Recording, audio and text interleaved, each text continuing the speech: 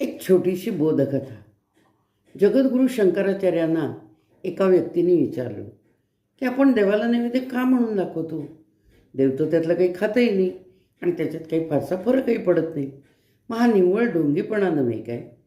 त्याच्यावर जगद्गुरूंनी त्यांना शांतपणानं उत्तर दिलं की आपण देवाला नैवेद्य दाखवतो तसंच आपण सुखाच्या क्षणी पेढे घेऊन जातो आणि ते देवापुढं ठेवायला देतो.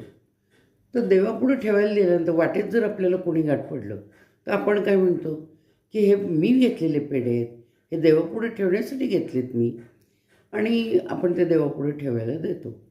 तर त्यावेळेला आपल्यामध्ये तो मीपणा असतो. पण तेच पेढे ज्या वेळेला आपण वाटप करतो, सगळ्यांना देतो, त्यावेळेला काय म्हणतो की हा देवाचा प्रसाद आहे. म्हणजे आपल्यातला मी पूर्णपणानं त्यावेळेला निघून गेलेला असतो.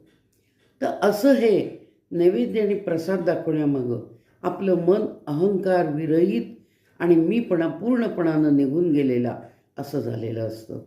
हा एक मोठा उद्देश त्याच्यामध्ये असणार आहे. जशी सुखाच्या दुःखाच्या वेळी आपल्याला देवाची आठवण होती, तशीच सुखाच्या क्षणीसुद्धा ती आपल्याला देवाची आठवण होती आणि झालीही पाहिजे. तर आपल्या घरी आपण काहीतरी अशा वेळेला गोडधोड करतो आणि देवाला नैवेद्य दाखवतो.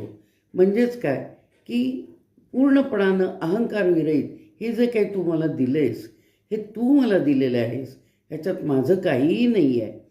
तर असं हे अहंकारविरहित आणि मीपणाविरहित मन होऊन त्याची अनुभूती आपल्याला मिळावी म्हणूनच नैवेद्य आणि प्रसाद हे दाखवण्याची पद्धत ही आपल्या परंपरेमध्ये आहे.